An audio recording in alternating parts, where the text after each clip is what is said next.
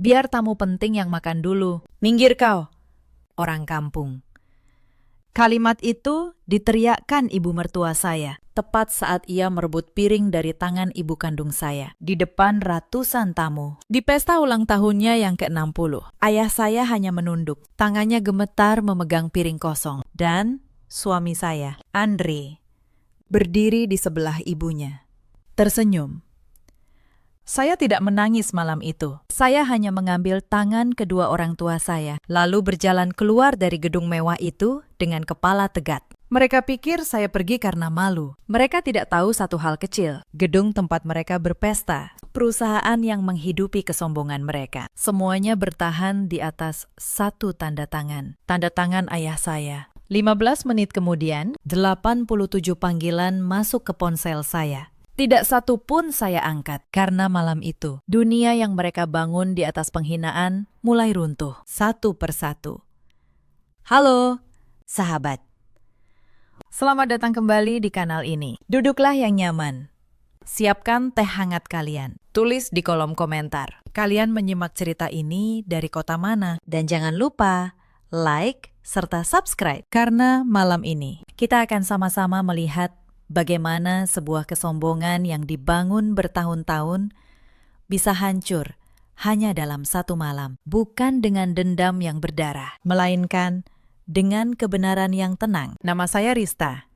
Usia saya 32 tahun. Selama ini di mata keluarga suami, saya hanyalah menantu dari kampung. Perempuan sederhana yang katanya beruntung bisa masuk ke keluarga terpandang seperti mereka. Saya bekerja sebagai notaris. Tapi keluarga suami tak pernah benar-benar peduli apa pekerjaan saya. Bagi mereka, satu-satunya hal yang penting adalah dari keluarga mana seseorang berasal dan berapa isi rekeningnya. Yang mereka tidak tahu, saya memilih hidup sederhana bukan karena tidak mampu, melainkan karena ayah saya, Pak Wibowo, mengajarkan satu hal sejak saya kecil, bahwa orang yang benar-benar kuat tidak perlu memamerkan kekuatannya. Ayah saya bukan orang biasa, tapi itu akan saya ceritakan pada waktunya. Saya menikah dengan Andri 5 tahun lalu. Waktu itu, saya jatuh cinta pada seorang lelaki yang tampak sederhana dan sopan. Andri bekerja di perusahaan keluarganya, sebuah grup properti bernama Cakra Graha yang dipimpin ibunya, Ibu Rianti, sejak ayah Andri meninggal. Saya tahu keluarga Andri memandang tinggi status, tapi saya pikir cinta bisa menjembatani semuanya. Saya salah.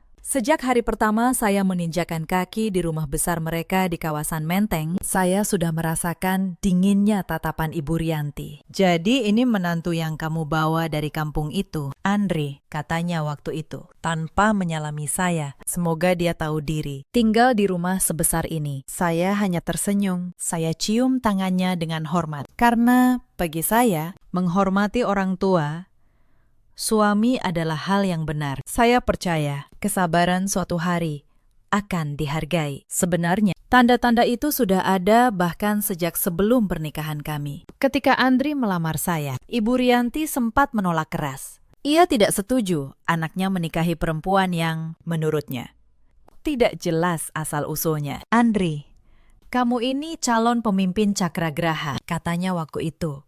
Kamu harus menikahi perempuan dari keluarga yang setara, bukan perempuan kampung yang entah dari mana. Saat itu, ayah saya sengaja tidak menonjolkan siapa dirinya. Ia datang melamar untuk saya dengan sederhana, memakai batik biasa, membawa hantaran secukupnya. Ayah ingin melihat apakah keluarga Andri menerima saya karena diri saya atau karena harta. Dan jawaban itu sudah terlihat sejak awal. Pernikahan kami dilangsungkan sederhana karena Ibu Rianti menolak menyumbang. Kalau mau menikah dengan perempuan begitu, ya tanggung sendiri, katanya. Ayah saya dengan tenang membiayai seluruh pernikahan tanpa sepatah kata pun mengeluh. Ia hanya berkata pada saya, "Nak, orang yang menghargaimu tidak akan menunggu kamu kaya dulu. Ingat itu."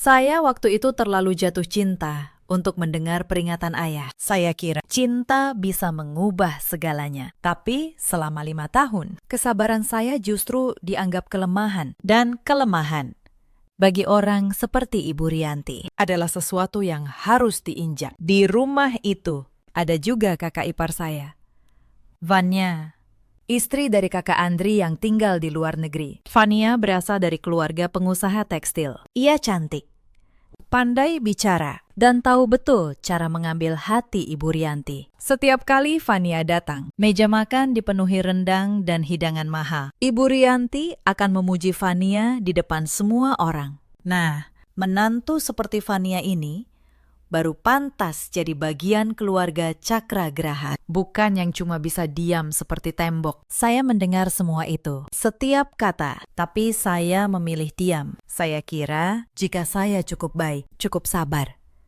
suatu hari hati mereka akan melunak. Malam itu, saya belum tahu betapa naifnya saya. Retakan pertama muncul 6 bulan setelah pernikahan saya. Waktu itu, ibu kandung saya datang berkunjung ke rumah Menteng untuk pertama kalinya. Ibu membawa oleh-oleh dari kampung, sayur daun singkong, ikan asin, dan pisang dari kebun kami sendiri. Ibu saya membawanya dengan bangga, karena bagi ibu, itu adalah hasil tangannya sendiri. Tanda cinta seorang ibu untuk anak dan keluarga besarnya. Tapi begitu Ibu Rianti melihat isi bingkisan itu, wajahnya berubah masam. Astaga!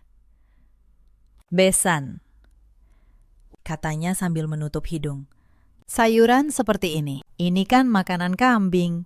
Di rumah ini, kami tidak makan yang seperti itu. Saya melihat wajah ibu saya berubah. Senyum di bibirnya membeku. Tangannya yang tadi terulur, perlahan turun. Bu, daun singkong bisa di sayur santan, kata saya, cepat, mencoba membela. Di restoran mahal pun ada. Bu, heleh, potong Ibu Rianti sambil melambaikan tangan. Mau dimasak bagaimanapun. Tetap saja makanan kampung. Bawa pulang saja. Besan, jangan kotori dapur saya. Ibu saya tidak berkata apa-apa. Ia hanya memungut kembali bingkisannya, memeluknya di dada, dan menunduk. Dan malam itu, untuk pertama kalinya, saya melihat air mata menggenang di mata ibu saya. Ibu yang membesarkan saya dengan tangannya sendiri. Ibu yang tak pernah sekalipun membuat saya merasa kecil. Malam itu, saya tidak marah. Saya hanya merasa dingin. Sebuah rasa dingin yang menyebar dari dada, menjalar ke seluruh tubuh. Untuk pertama kalinya, saya sadar. Kebaikan saya selama ini bukan dianggap sebagai kehormatan, melainkan sebagai izin untuk menginjak. Dan mereka tidak tahu, di dalam diri perempuan yang mereka kira lemah ini, sesuatu mulai berubah. Sepulang ibu saya ke kampung malam itu, saya duduk lama di kamar. Andri masuk, dan saya mencoba bicara padanya. Mas, kata saya pelan. Tadi, cara ibu bicara pada ibuku, itu menyakitkan sekali. Ibuku datang jauh-jauh membawa hadiah. Andri hanya menghela napas sambil sibuk dengan ponselnya. Sudahlah, Riz. Ibu memang begitu. Kamu jangan terlalu baperan. Namanya juga selera orang beda-beda. Tapi itu ibuku. Mas, ya sudah. Lain kali bilang ke ibumu, jangan bawa yang aneh-aneh. Bawa yang pantas saja, jawab Andri. Tanpa mengangkat wajahnya sedikit pun. Saya menatap punggung suami saya, lelaki yang berjanji melindungi saya di depan penghulu. Dan di malam itu, saya paham. Saya sendirian di rumah ini. Namun, saya tidak menangis. Saya justru bangkit, membuka laptop, dan mulai bekerja. Karena saya tahu, satu-satunya cara agar tidak diinjak adalah dengan berdiri di atas kaki sendiri, yang mereka tidak tahu. Kaki saya jauh lebih kokoh daripada yang mereka kira. Beberapa bulan kemudian, Ibu Rianti mengadakan arisan bulanan di rumah Menteng. Para nyonya sosialita berkumpul, mengenakan perhiasan mahal, saling memamerkan tas dan liburan terbaru. Saya diminta membantu menyajikan minuman. Di tengah arisan, salah seorang tamu bertanya pada Ibu Rianti tentang saya. Rianti, ini menantumu yang mana? Yang bekerja itu, ya? Kerjanya apa? Sebelum saya sempat menjawab, Ibu Rianti tertawa. Dia cuma pegawai kantoran biasa, tahu sendiri, orang kampung. Sekolahnya juga seadanya. Untung Andri mau menikahinya. Kalau bukan karena kebaikan hati anak saya, entah dia jadi apa. Para tamu tertawa kecil. Saya berdiri di sana, memegang nampan, dengan senyum yang saya paksakan. Padahal, saat itu, saya baru saja menyelesaikan sebuah akta notaris untuk transaksi properti bernilai puluhan miliar. Sebuah transaksi yang tanpa mereka sadari melibatkan salah satu perusahaan besar di kota ini. Sudah, sana. Tambah esnya, kata Ibu Rianti sambil melambaikan tangan mengusir saya. Seolah saya benar-benar seorang pelayan. Saya masuk ke dapur. Saya letakkan nampan. Dan saya menatap pantulan wajah saya di jendela. Saya tidak marah, saya hanya bertanya pada diri sendiri, sampai kapan saya akan terus membiarkan ini? Di dapur itu, seorang pembantu rumah tangga bernama Mbak Asih menghampiri saya. Ia satu-satunya orang di rumah itu yang selalu memperlakukan saya dengan baik. Ia menyodorkan segelas air putih. "Bu Rista," bisiknya lirih. "Ibu tidak perlu memaksakan diri. Mbak lihat sendiri, ibu itu orang baik. Tidak semua orang bisa sesabar ibu." Saya tersenyum tipis padanya. "Terima kasih, Mbak. Kadang, kesabaran memang satu-satunya yang kita punya. Tapi, Bu, lanjut Mbak Asih. Kesabaran yang diinjak terus-menerus lama-lama bisa berubah jadi sesuatu yang lain. Mbak cuma berdoa, semoga ibu selalu diberi kekuatan. Kata-kata Mbak Asih malam itu terngiang lama di kepala saya. Iya benar. Kesabaran saya tidak akan habis begitu saja. Ia hanya sedang berubah bentuk menjadi sesuatu yang lebih tenang, Lebih dalam.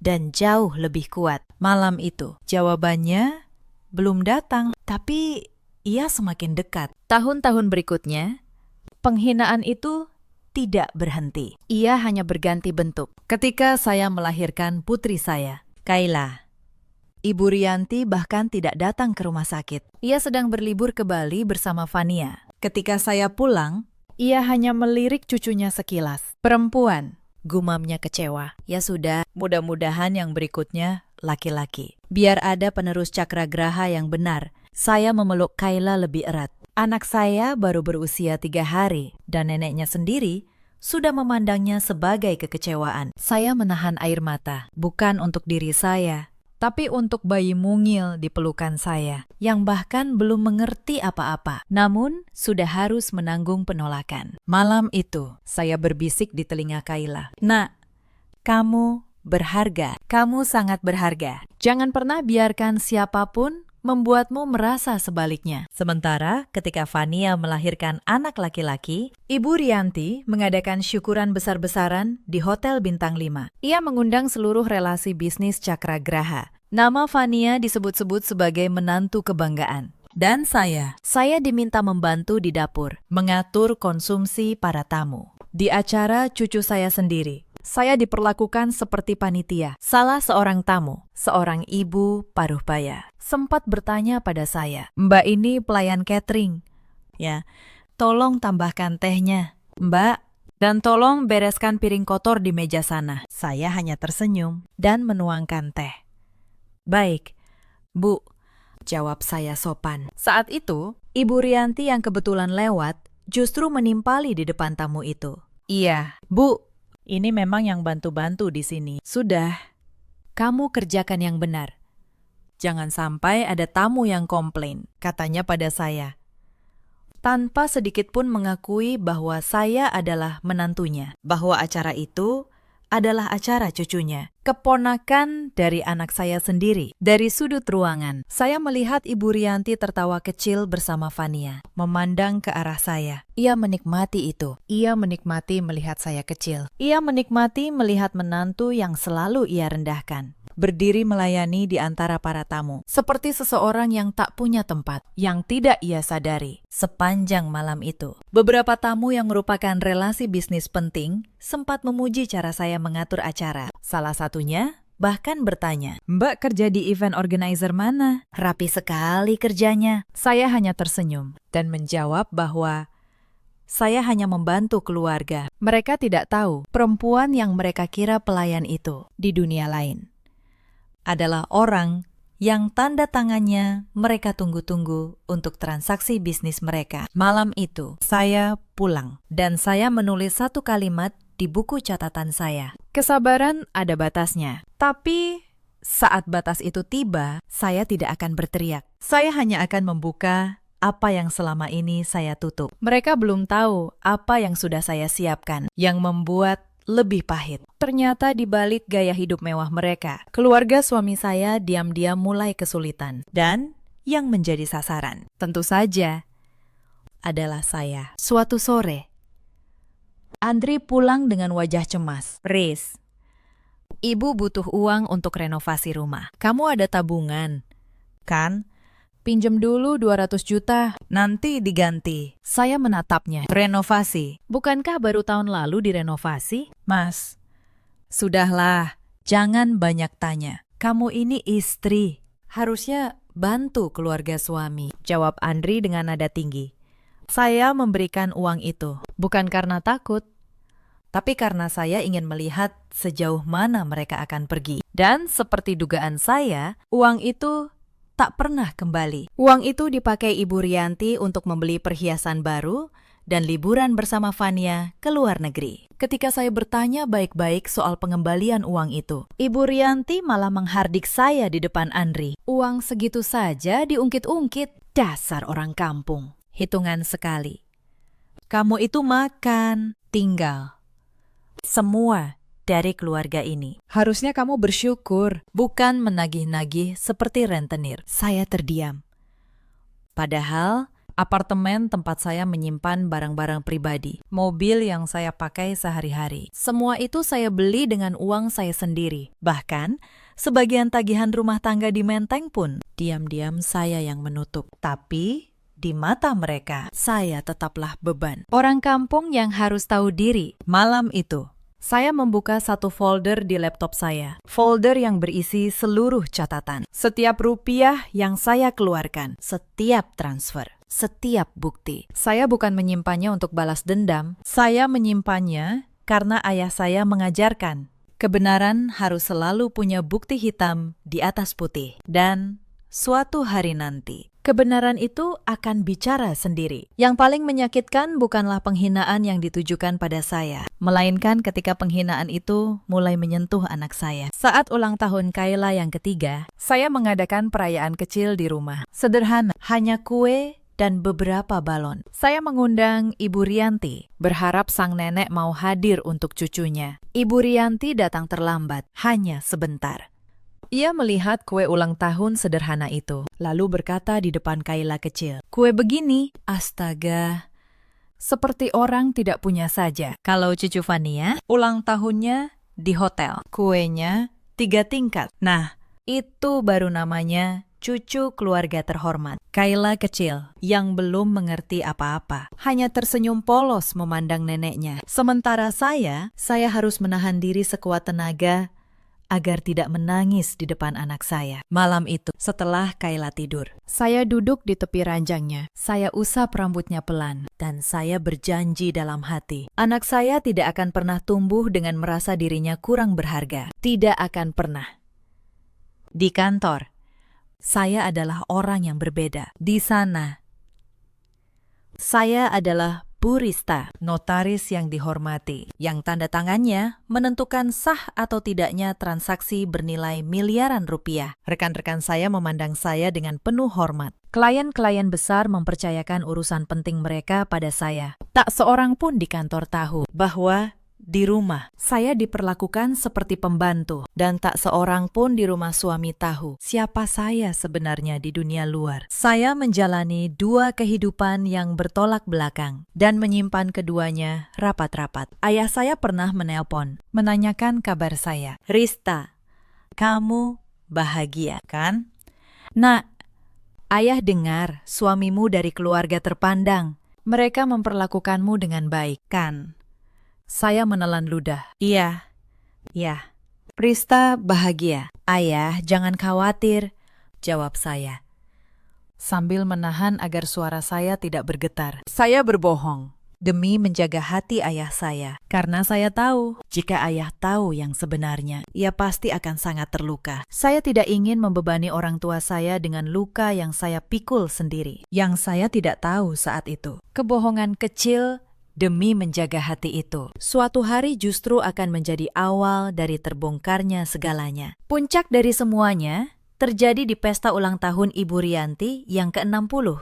Beberapa minggu sebelumnya, saya mendengar Ibu Rianti berbicara di telepon dengan nada cemas. Ternyata, Cakragraha sedang dalam masalah besar. Proyek properti mereka yang terbaru macet. Mereka kehabisan modal, dan bank menolak memberi pinjaman tambahan. Satu-satunya harapan mereka adalah seorang investor besar yang bersedia menyuntik dana. Investor itu dijadwalkan hadir di pesta ulang tahun Ibu Rianti untuk menandatangani kesepakatan kerjasama yang akan menyelamatkan perusahaan. Ibu Rianti mengubah pesta ulang tahunnya menjadi ajang pamer. Ia menyewa gedung pertemuan termewah di kota. Ia mengundang semua relasi bisnis. Ia ingin menunjukkan pada sang investor bahwa keluarga Cakragraha adalah keluarga terhormat yang layak dipercaya, yang membuat hati saya teriris kali ini.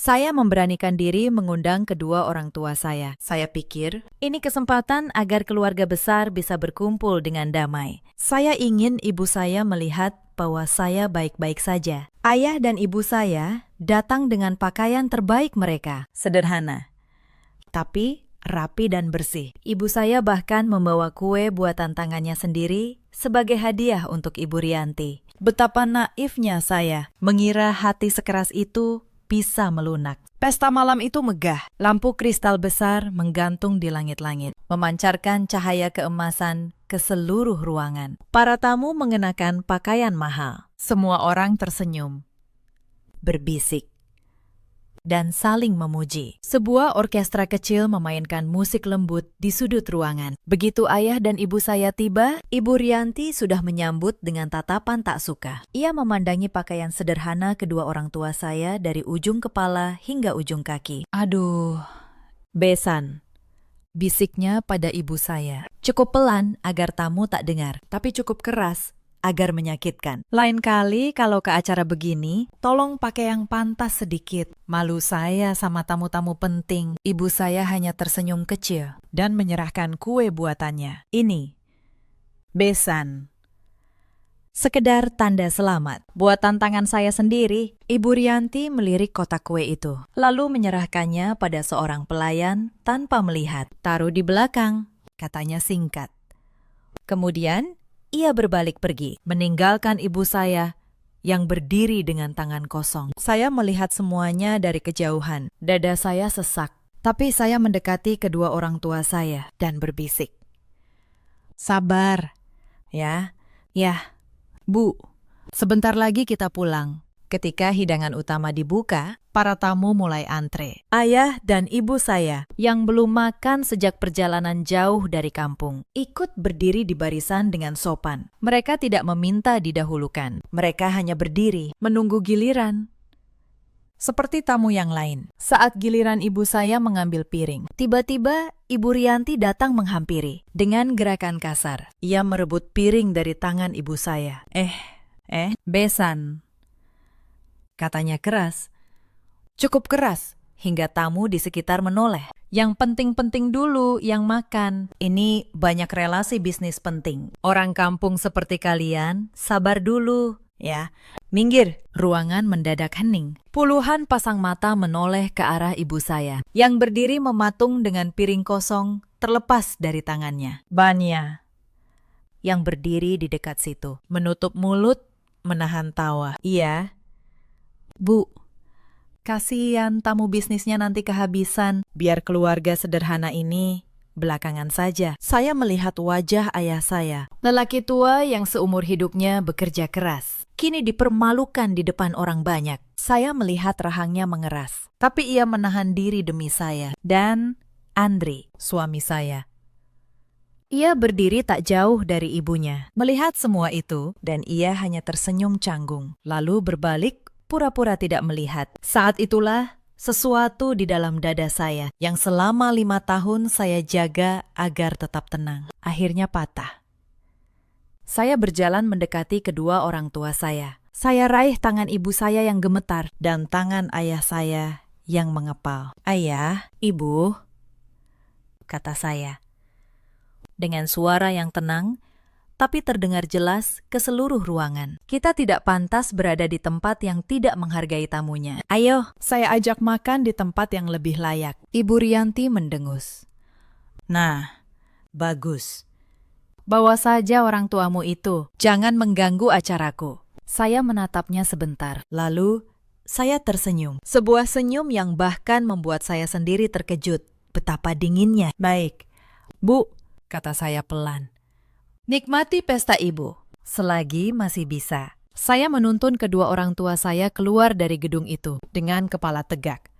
Melewati puluhan tamu yang terdiam. Di belakang saya dengar Ibu Rianti masih tertawa puas. mengira ia baru saja mengusir seekor tikus dari istananya. Ia tidak tahu, ia baru saja melepaskan satu-satunya orang yang bisa menyelamatkan istananya. Saya membawa ayah dan ibu saya ke sebuah restoran mewah, tak jauh dari gedung itu. Restoran dengan nama besar. Tempat para pengusaha biasa menjamu relasi penting mereka. Begitu kami masuk, seluruh staf restoran membungkuk hormat. Manajer restoran, seorang pria parubaya berwibawa, langsung menghampiri kami. Selamat malam, Pak Wibowo. Sapanya pada ayah saya dengan penuh takzim. Suatu kehormatan Bapak berkunjung. Meja utama sudah kami siapkan seperti biasa. Ayah saya tersenyum lembut. Terima kasih. Malam ini saya ingin makan sederhana saja. Bersama putri dan istri saya. Ibu saya yang masih menggenggam tangan saya bertanya lirih.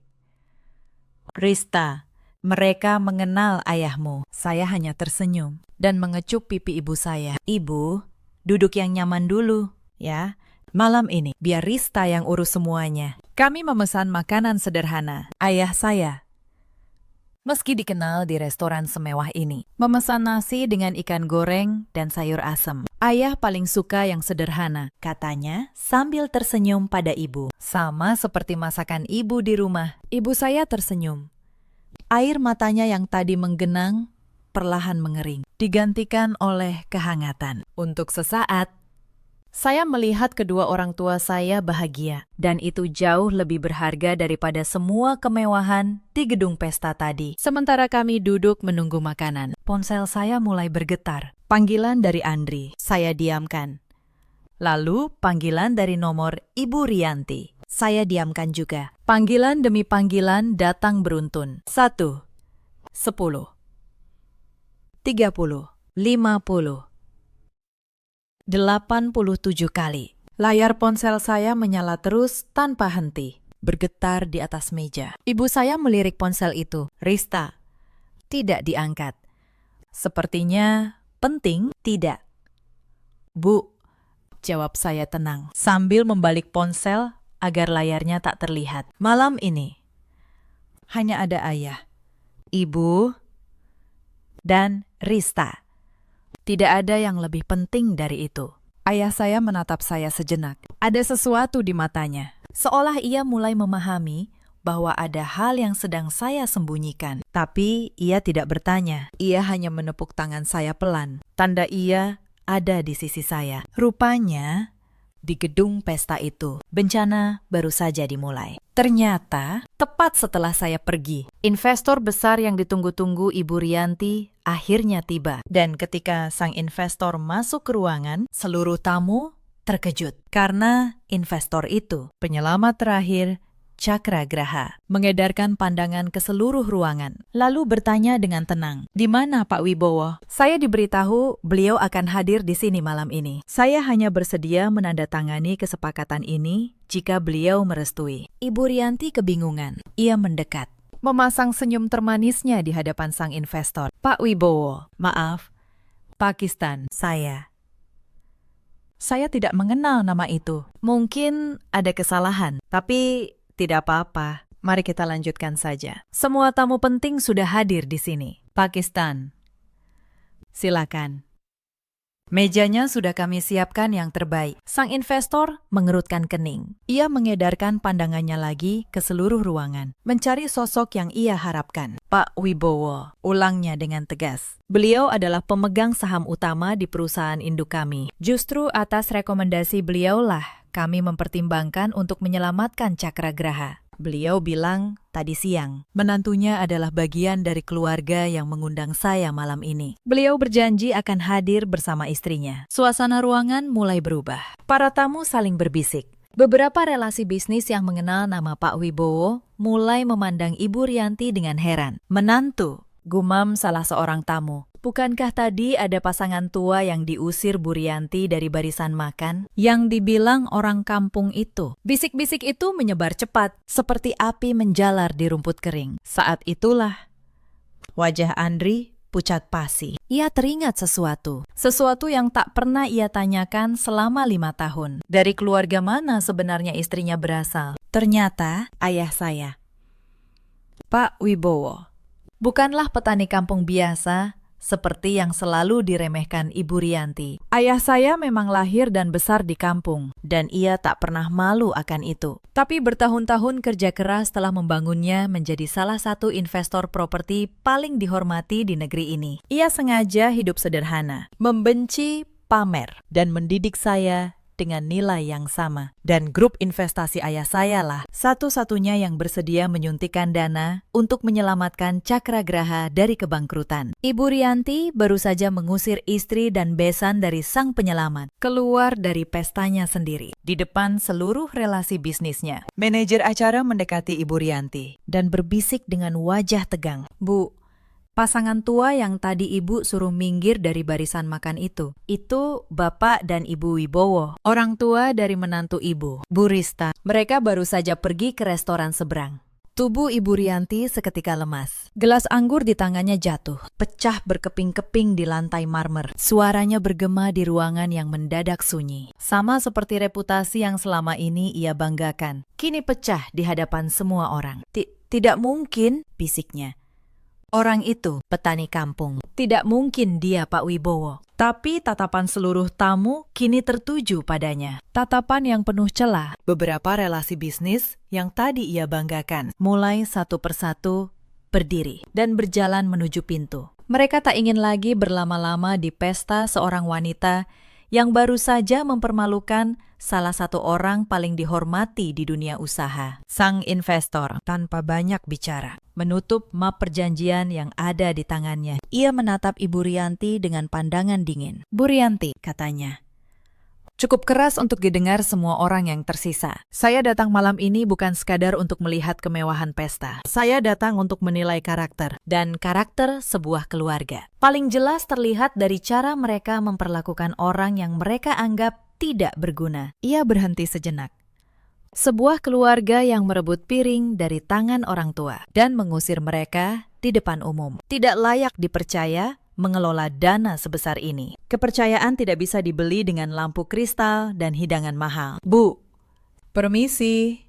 Ia berbalik dan pergi, dan bersama kepergiannya, harapan terakhir Cakragraha ikut menghilang di balik pintu yang tertutup pelan. Ibu Rianti terduduk di kursinya. Ia memandang ruangan yang perlahan kosong. Musik orkestra pun berhenti. Yang tersisa hanya gemerlap lampu kristal, yang kini terasa seperti mengejek kesombongannya sendiri. Sementara itu, di gedung pesta yang mulai kosong, Andri panik.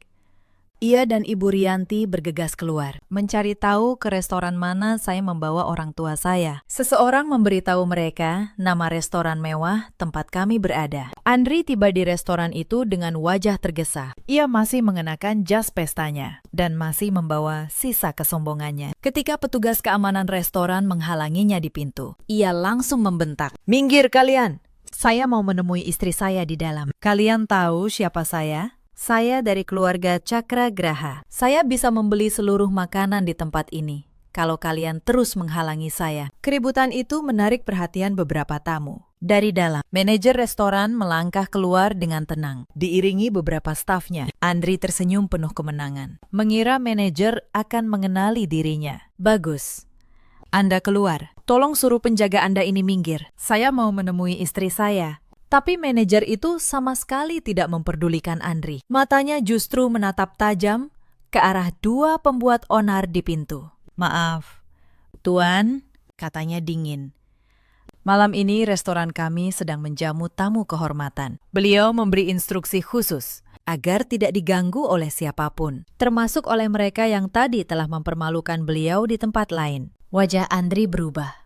Tamu kehormatan. Siapa maksud Anda? Manajer itu hanya tersenyum tipis. Tamu yang tidak perlu memamerkan kekayaannya untuk dihormati. Tuan, sesuatu yang mungkin sulit Anda pahami. Silakan pergi sebelum saya harus memanggil pihak keamanan. Andri berdiri terpaku. Untuk pertama kalinya dalam hidupnya, nama Cakragraha yang selalu ia banggakan sama sekali tidak berarti apa-apa. Ia dan ibunya terpaksa pergi dengan rasa malu yang jauh lebih besar dari yang bisa mereka bayangkan. Di dalam, kami sama sekali tidak tahu keributan itu terjadi. Kami masih menikmati makan malam dalam kehangatan, dilindungi oleh sebuah nama yang bahkan belum saya sebutkan pada suami saya selama 5 tahun. Di restoran, ayah saya meletakkan ponselnya setelah menerima satu panggilan singkat. Ia menatap saya dengan lembut. "Rista," katanya.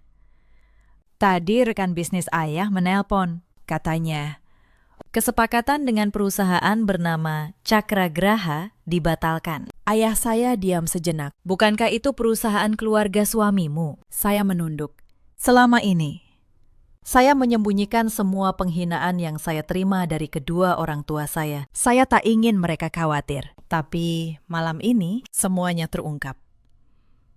Ibu saya menggenggam tangan saya. "Nak, selama ini, apa yang mereka lakukan padamu?" Dan untuk pertama kalinya dalam 5 tahun, saya menceritakan semuanya. Tentang piring yang direbut malam ini, tentang daun singkong yang disebut makanan kambing, tentang arisan, tentang syukuran cucu di mana saya jadi pelayan, tentang uang yang tak pernah kembali, tentang ulang tahun Kayla yang dihina. Semuanya yang selama ini saya kubur rapat-rapat. Air mata yang selama ini saya tahan akhirnya jatuh. Bukan air mata kesedihan, melainkan air mata seorang anak yang akhirnya merasa aman dipelukan orang tuanya. Air mata yang 5 tahun menunggu untuk keluar. Ibu saya memeluk saya erat. "Kenapa kamu tidak pernah cerita? Nak, kenapa kamu tanggung semua ini sendirian?" "Rista tidak mau ayah dan ibu terluka," jawab saya di sela isak. Rista tahu.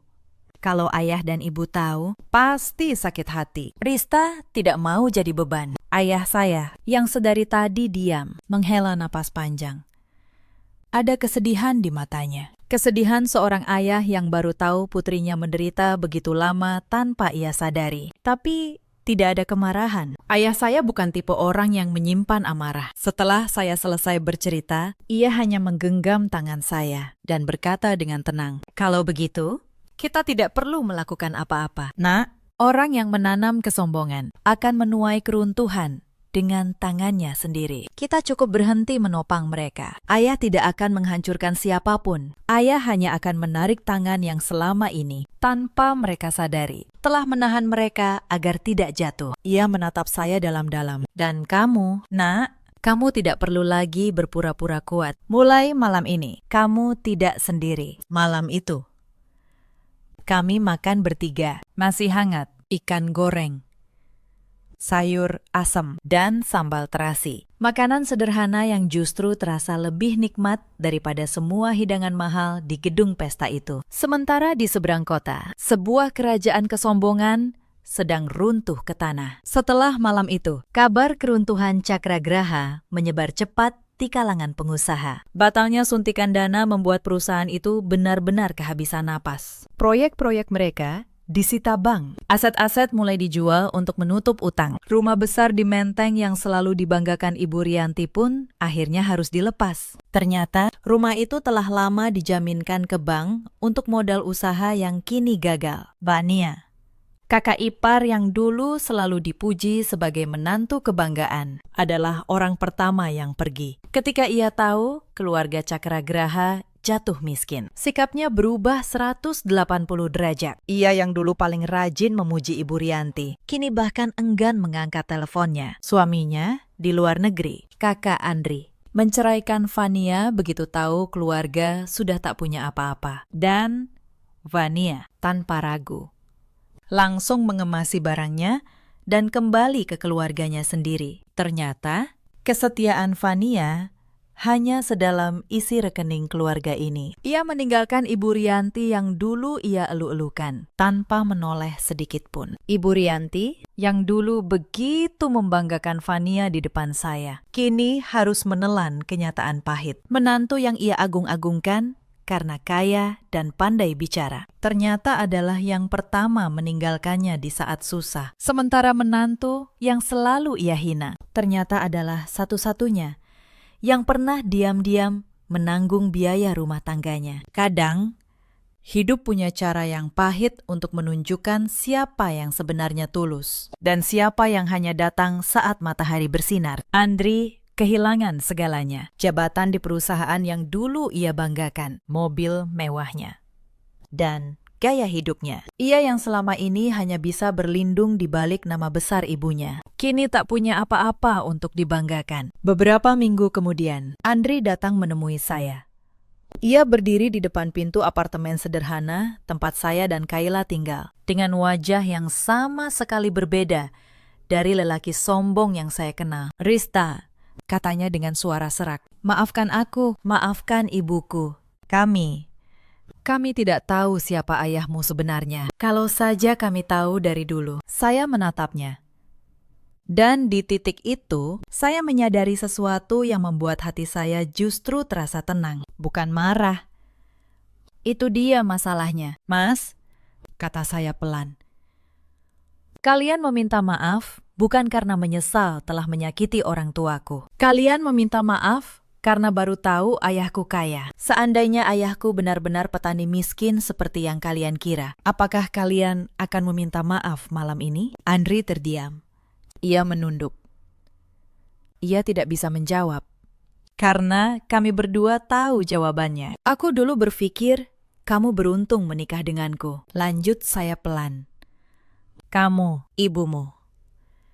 Semua orang berpikir begitu. Tapi malam ini, mari kita jujur sekali saja. Mas, selama 5 tahun, siapa yang sebenarnya menopang siapa? Siapa yang membayar tagihan rumah saat perusahaan mulai goyah? Siapa yang meminjamkan uang yang tak pernah kembali? Kalian tidak pernah bertanya, dari mana perempuan kampung ini punya uang sebanyak itu? Kalian terlalu sibuk merasa lebih tinggi. Selama 5 tahun, lanjut saya. Aku tidak pernah meminta kalian menghormatiku karena harta. Aku hanya meminta kalian menghormati kedua orang tuaku sebagai sesama manusia. Dan bahkan hal sesederhana itu, kalian tidak mampu."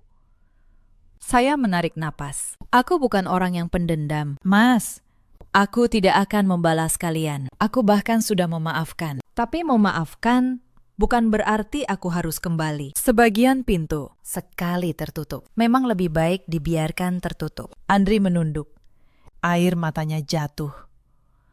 "Lalu Kayla, dia tetap anakku. Kayla akan selalu boleh mengenal ayahnya," jawab saya tegas. "Aku tidak akan pernah menghalangi itu. Tapi ia akan tumbuh dengan mengetahui satu hal, bahwa harga diri tidak bisa dibeli dan tidak boleh dijual, seberapapun beratnya hidup." Andri pergi malam itu. Dan bersamanya, pergi pula bab terakhir dari kehidupan lama saya. Sebulan kemudian, saya mendengar kabar tentang Ibu Rianti. Ia kini tinggal di sebuah rumah kontrakan kecil di pinggir kota. Dirawat oleh seorang kerabat jauh yang kasihan padanya. Semua relasi bisnis yang dulu ia banggakan, tak satu pun menoleh. Nama besar yang ia bangga-banggakan telah lama menghilang. Suatu hari, saya berpapasan dengannya secara tak sengaja di sebuah pusat perbelanjaan. Ibu Rianti terlihat jauh lebih tua dan lelah. Ketika ia melihat saya, ia langsung menghampiri. Dan hal yang tak pernah saya bayangkan terjadi. Wanita yang dulu begitu angkuh itu, kini hampir berlutut di hadapan saya. "Rista,"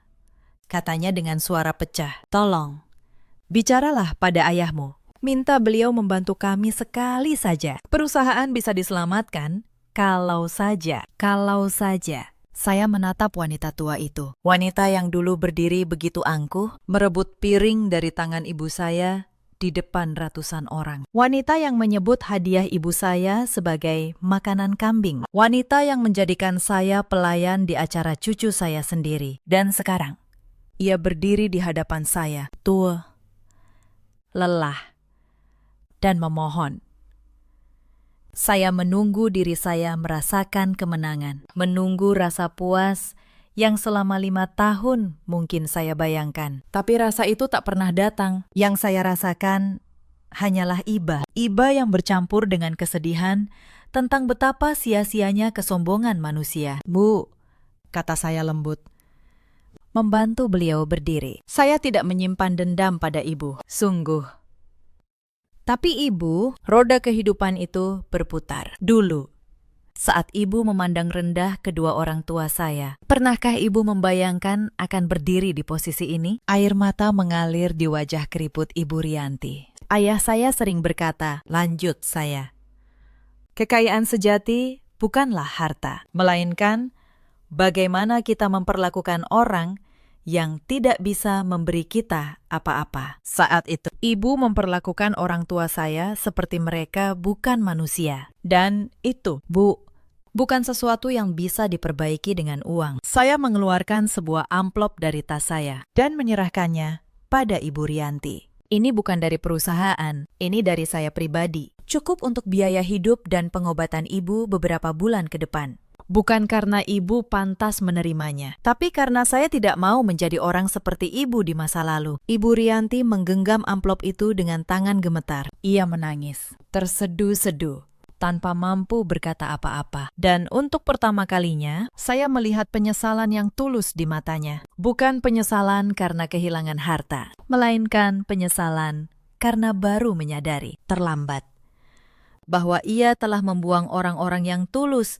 demi mengejar orang-orang yang palsu. Saya berbalik dan berjalan pergi, menuju pintu keluar pusat perbelanjaan, menyambut hangatnya cahaya matahari sore yang menyinari wajah saya. Saya telah memenangkan pertempuran terberat dalam hidup saya, tanpa harus mengotori kedua tangan saya, tanpa harus menjadi sejahat orang yang menyakiti saya. Di belakang saya, Ibu Rianti masih terduduk. Bukan karena saya menghancurkannya, melainkan karena kesombongannya sendirilah yang pada akhirnya menghancurkan dirinya. Bulan-bulan berikutnya, hidup saya berjalan lebih tenang dari sebelumnya. Saya membeli sebuah rumah kecil yang nyaman, tak jauh dari rumah orang tua saya. Kayla tumbuh menjadi anak yang ceria, dikelilingi cinta dari kakek dan neneknya yang tulus. Setiap akhir pekan, ayah saya akan datang, menggendong Kayla, dan bercerita tentang kampung tempat ia dibesarkan, tanpa rasa malu, dengan penuh kebanggaan. Karier saya sebagai notaris pun semakin berkembang. Saya tak lagi perlu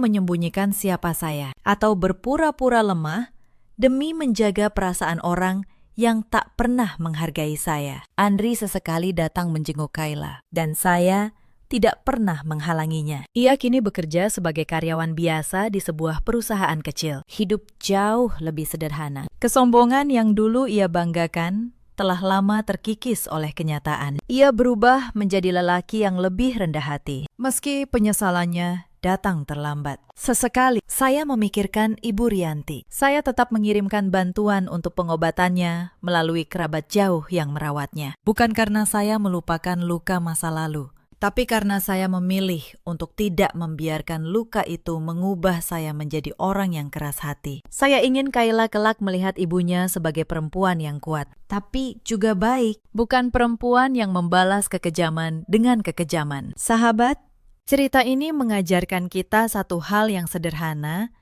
namun sering kita lupakan. Jangan pernah mengukur nilai seseorang dari pakaian yang ia kenakan, atau dari isi bingkisan yang ia bawa. Karena kesombongan adalah tabir yang menutupi mata, hingga kita tak lagi bisa melihat siapa yang sebenarnya berharga di hadapan kita. Di luar sana, ada banyak perempuan seperti Rista. Perempuan yang setiap hari menelan penghinaan demi menjaga keutuhan keluarga, sambil dianggap lemah karena kesabarannya. Kepada kalian, ketahuilah, kesabaran bukanlah kelemahan. Kesabaran adalah kekuatan yang sedang menunggu waktu yang tepat. Di luar sana, ada juga banyak suami seperti Andri. Lelaki yang memilih diam saat seharusnya melindungi, dan baru menyesal setelah semuanya hilang. Ingatlah, harga sebuah diam di saat yang salah kadang jauh lebih mahal daripada yang bisa kita bayangkan. Dan di luar sana, ada pula orang-orang seperti Ibu Rianti. Mereka yang mengira kekuasaan akan bertahan selamanya, hingga lupa bahwa roda kehidupan selalu berputar. Dalam hidup, kita selalu punya pilihan. Kita bisa memilih untuk merendahkan orang lain demi merasa lebih tinggi, atau kita bisa memilih untuk memuliakan sesama, sekecil apapun mereka di mata dunia. Karena pada akhirnya, bukan harta yang membuat kita terhormat, melainkan kerendahan hati. Bagaimana menurut kalian? Seandainya kalian berada di posisi Rista malam itu, apakah kalian akan bersikap setenang dirinya? Ceritakan pendapat kalian di kolom komentar. Terima kasih sudah menemani sampai akhir. Sampai jumpa di cerita berikutnya. Mulai bulan ini, kau harus bayar 3 juta kalau masih mau numpang tidur di sini. Suara busuk Casey menggelegar di ruang keluarga. Rumah ini milik keluarga suamimu, warisan leluhur kami. Ini bukan panti asuhan, tempat perempuan miskin sepertimu menebeng hidup. Buku tabungan saya melayang, jatuh berdebam di lantai marmer. Saya tidak menangis, saya tidak memohon, saya justru tersenyum tipis, lalu mentransfer uang itu detik itu juga. Busuk Kesih tertawa puas. Ia merasa menang besar. Ia sama sekali tidak tahu satu hal. Sertifikat rumah yang ia agung-agungkan di dalam lemarinya hanyalah selembar fotokopi tak berharga. Dan uang sewa yang baru saja ia peras dari saya akan menjadi tali yang menjerat lehernya sendiri ke ruang sidang. Halo, sahabat pecinta drama kehidupan. Selamat datang kembali di kanal ini. Sebelum kita mulai, tolong tekan tombol berlangganan dan nyalakan lonceng notifikasi. Karena kisah hari ini akan mengajarkan satu hal. Jangan pernah menghina perempuan yang diam. Sebab diamnya bukan tanda kalah, melainkan tanda ia sedang menghitung. Mari kita mulai. Nama saya Arini Maheswari. Usia saya 31 tahun. Saya bekerja sebagai notaris sekaligus konsultan pajak di sebuah firma di kawasan Sudirman. Sudah 8 tahun saya menekuni dunia akta, sertifikat, dan dokumen hukum. Pekerjaan saya mengajarkan satu prinsip sederhana di dunia ini. Yang menang bukan orang yang paling banyak bicara. Yang menang adalah orang yang memegang hitam di atas putih. Saya tinggal di sebuah rumah klasik 2 lantai di kawasan Pondok Indah. Rumah dengan pilar tinggi, halaman luas, dan pagar besi tempa yang kokoh. Rumah yang membuat tetangga sekompleks selalu menoleh ketika lampunya menyala di malam hari. Di rumah inilah saya tinggal bersama suami saya, Damar, bersama ibu mertua saya, Busuk Kesih, dan bersama adik ipar saya, Vania. 3 orang yang setiap hari mengingatkan saya bahwa saya hanyalah seorang penumpang gelap di rumah ini. Busuk Kesih berusia 60 tahun. Rambutnya selalu disanggul rapi, bibirnya selalu merah, dan dagunya selalu terangkat. Ia berbicara seolah dunia berutang hormat padanya. Damar, suami saya, berusia 36 tahun. Dulu saya mengira ia laki-laki yang teduh. Sekarang saya tahu, ia hanya laki-laki yang terlalu takut pada ibunya untuk menjadi seorang suami. Vania, adik iparnya, 27 tahun. Hidupnya berputar di kafe mahal dan layar ponsel. Setiap tas baru, setiap makan siang mewah, selalu berakhir dengan satu kalimat. Mbak Arini kan punya uang. 3 orang, 1 rumah, dan sebuah rahasia yang hanya saya yang tahu. Mari saya ceritakan bagaimana semua ini bermula. Saya menikah dengan Damar 4 tahun lalu.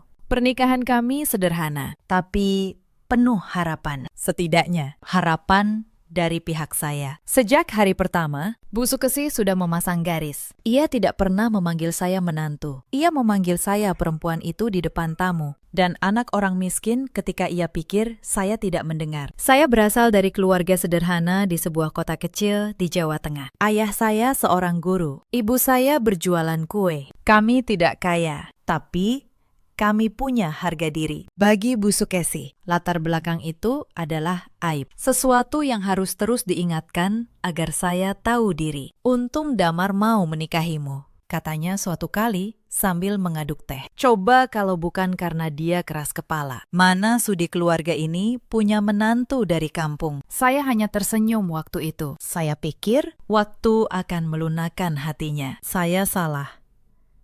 Yang membuat saya bertahan hanya satu, cinta saya pada Damar dan keyakinan bodoh bahwa suatu hari ia akan berdiri membela saya.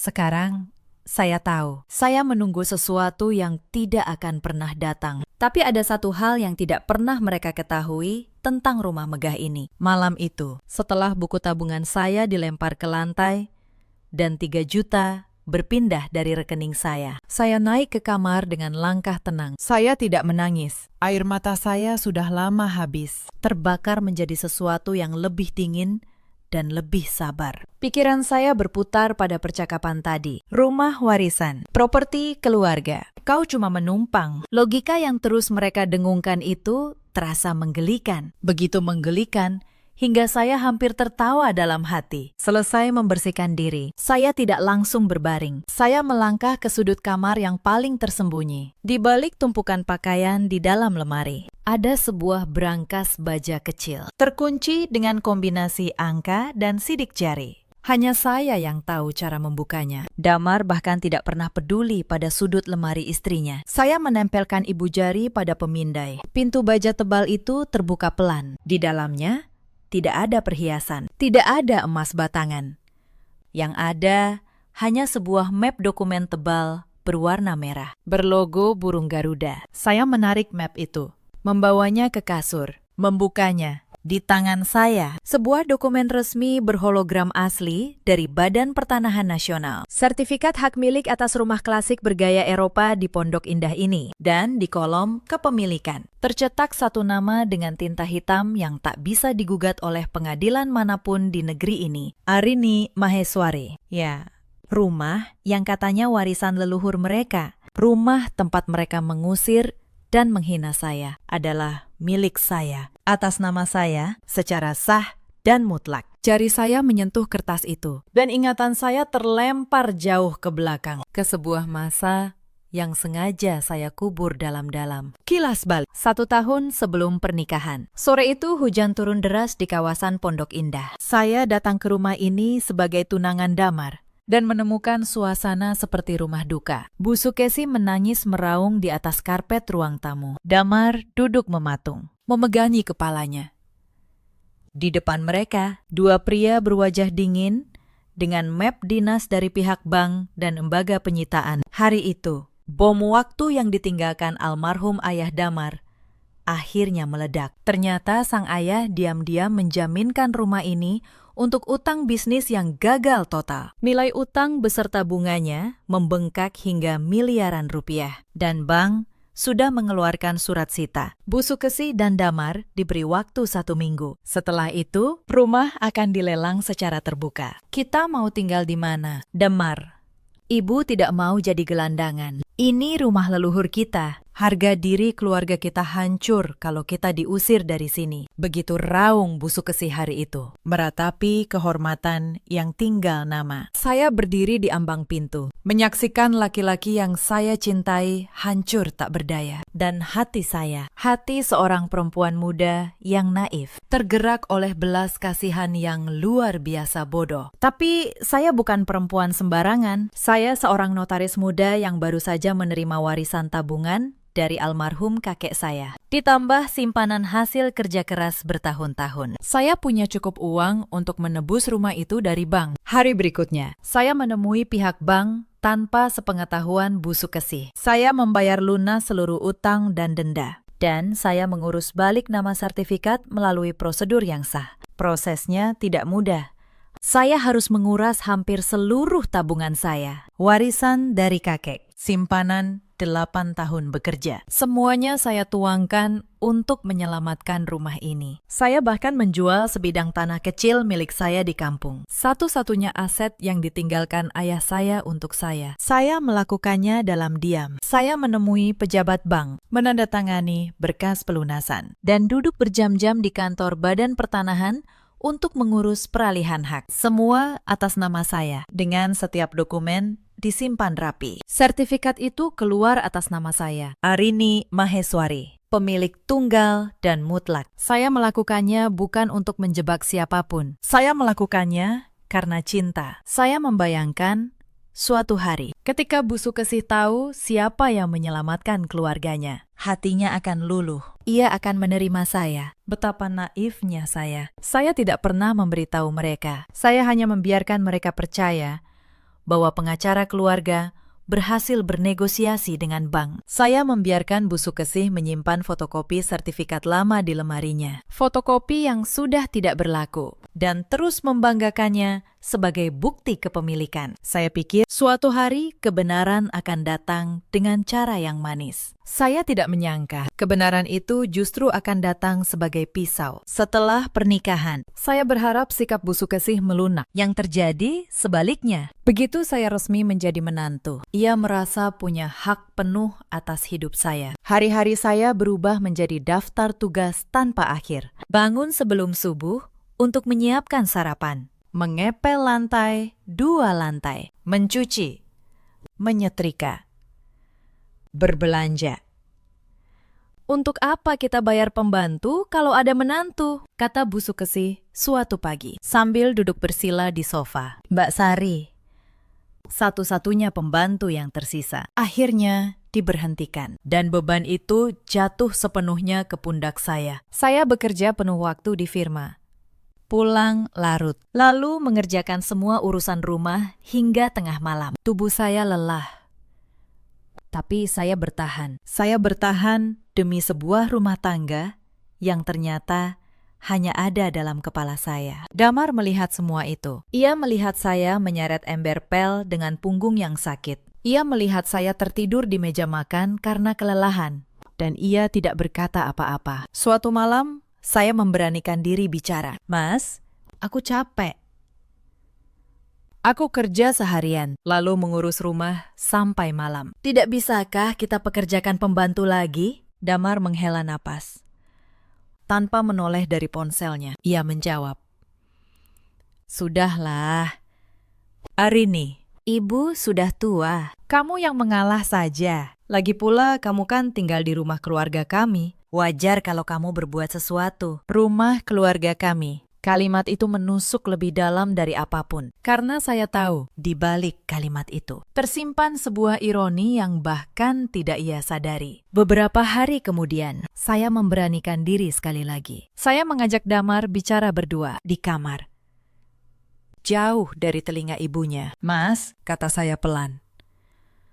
Aku cuma ingin satu hal. Aku ingin kamu sekali saja berdiri di sisiku. Ketika ibu menghinaku, aku tidak minta kamu melawan ibu. Aku cuma minta kamu tidak ikut menyalahkanku. Itu saja. Damar terdiam lama.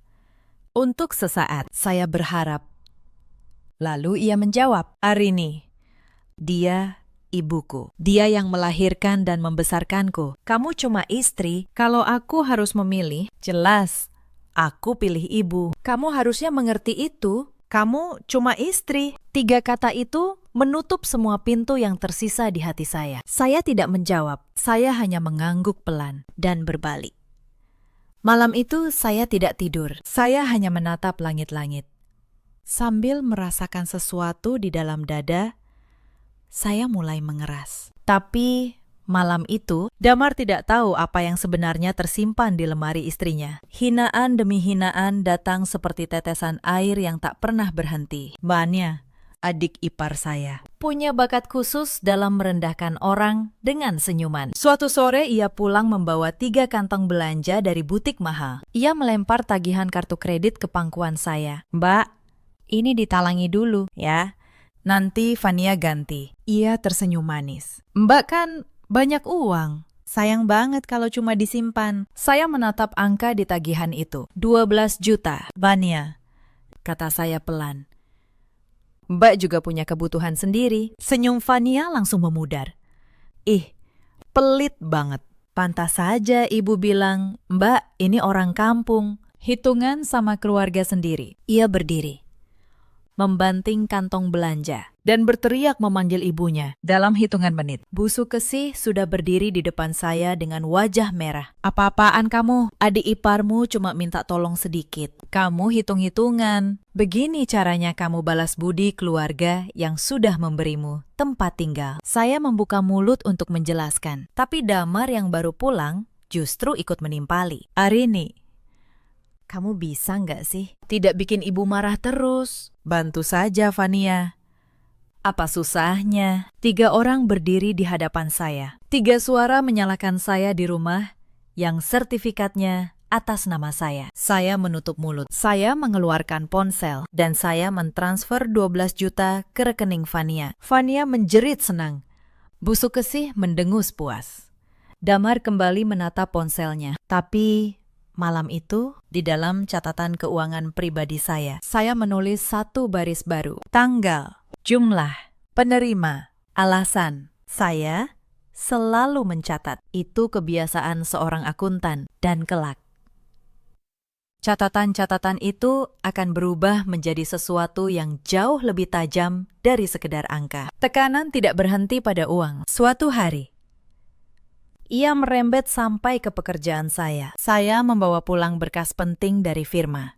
Dokumen akta tanah seorang klien besar yang harus saya periksa malam itu juga. Saya meletakkannya di meja kerja kecil di kamar. Pagi harinya, dokumen itu hilang. Saya mencari kemana-mana dengan panik. Ternyata Fania yang masuk ke kamar saya tanpa izin untuk meminjam pengering rambut telah menumpahkan kopi ke atas berkas itu, lalu membuangnya karena takut ketahuan. Cuma kertas. Kok?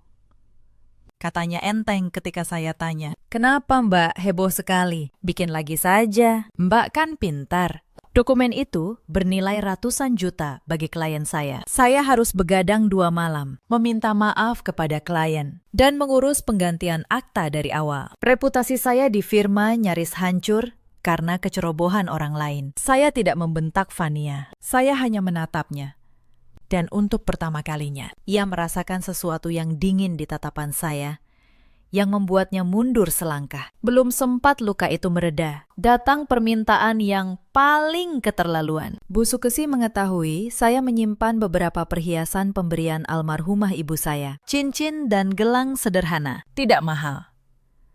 Tapi tak ternilai bagi saya. Satu-satunya kenangan yang tersisa dari ibu saya. Serahkan perhiasan itu pada ibu, katanya. Suatu malam, Fania butuh modal. Lagi pula, perhiasan murahan begitu tidak pantas untuk menantu keluarga ini. Biar ibu jual. Bu, itu peninggalan ibu saya, kata saya.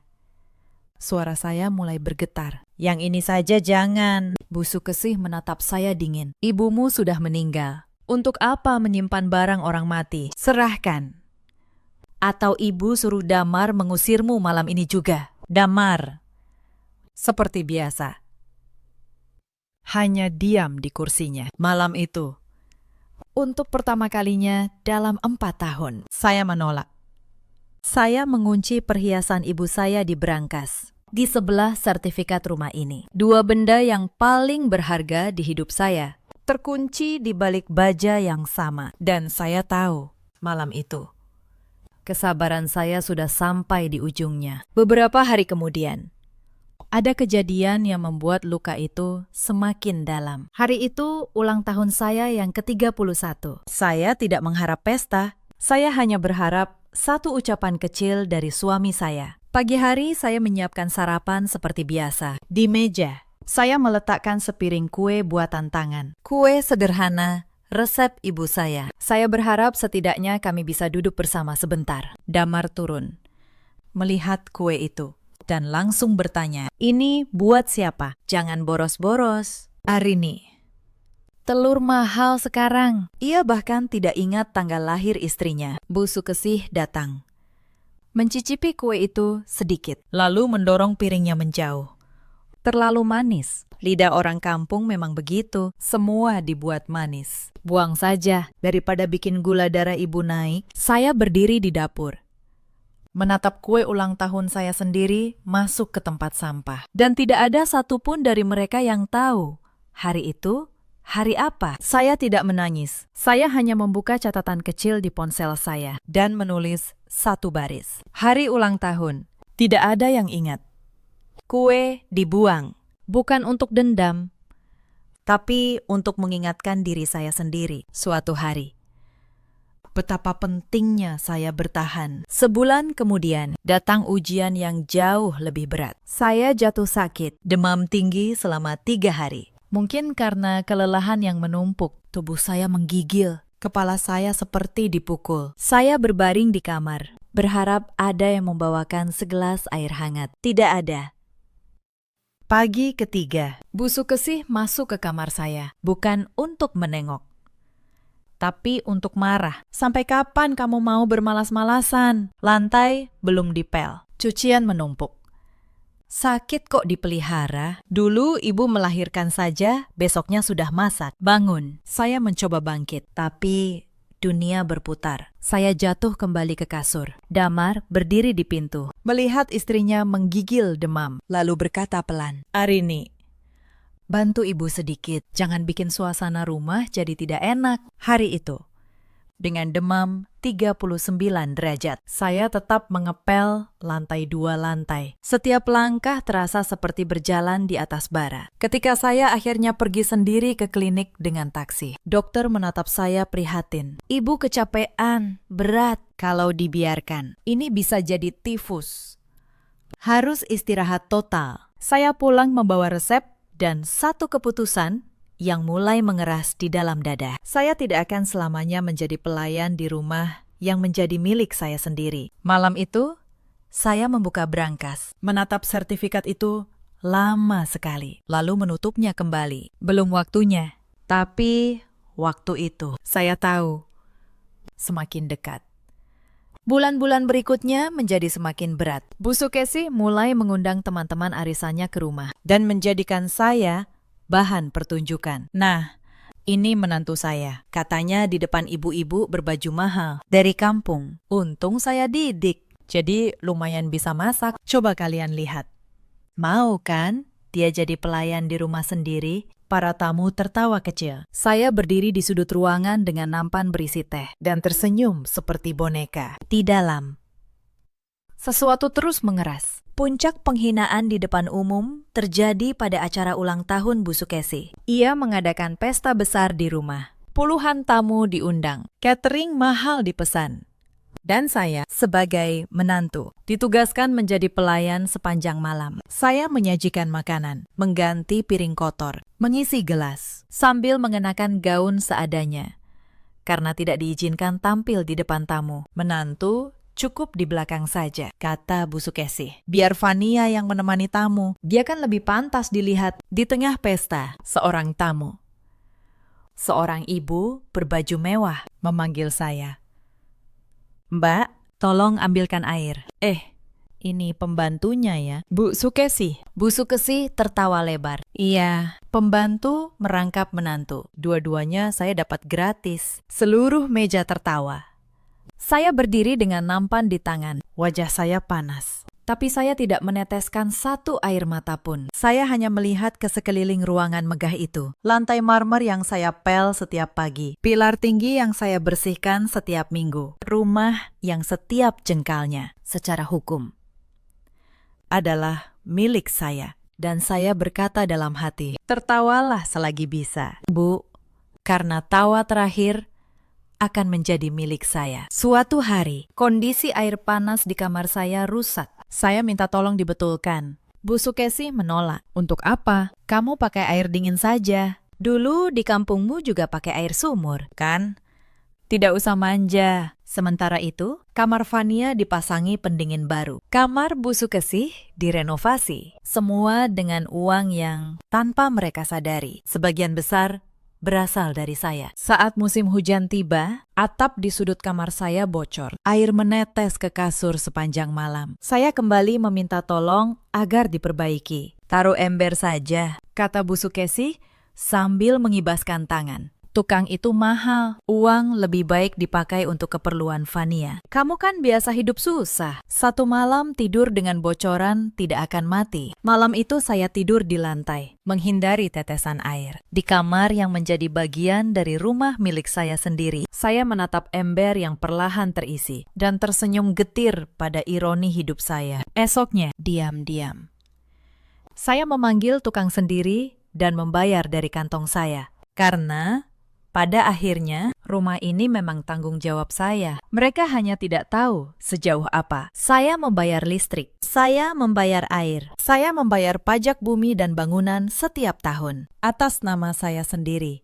Karena memang rumah itu milik saya. Mereka tidak pernah memeriksa siapa yang membayar. Mereka hanya menikmati. Dan saya menyimpan setiap bukti pembayaran, setiap kwitansi, setiap mutasi rekening. Lalu datang hari yang paling memalukan dari semuanya. Suatu sore, Bu Sukesi berteriak dari kamarnya. Kalung emas kesayangannya hilang. Kalung yang katanya warisan neneknya. Dalam sekejap, seluruh tuduhan jatuh ke arah saya. Pasti kamu yang ambil. Tunjuk Bu Sukesi dengan mata berapi. Cuma kamu yang masuk kamar ibu untuk bersih-bersih. Dasar darah pencuri. Orang miskin memang begitu. Lihat emas, langsung gelap mata. Saya berdiri terpaku. Bu, saya tidak pernah menyentuh kalung itu. Bohong.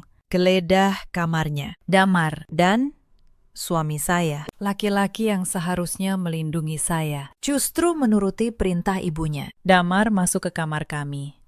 Membongkar lemari saya, menumpahkan isi tas saya ke lantai, di depan mata saya, tanpa rasa malu. Saya berdiri menyaksikan privasi saya diinjak-injak. Dituduh mencuri di rumah yang sertifikatnya atas nama saya sendiri. Tentu saja, kalung itu tidak ada. 2 hari kemudian, Fania menemukan kalung itu di laci meja riasnya sendiri. Ternyata, Bu Sukesi lupa. Ia sendiri yang meminjamkannya pada Fania minggu lalu. Tidak ada permintaan maaf. Tidak satu kata pun. Bu Sukesi hanya berkata, ya sudah, ketemu.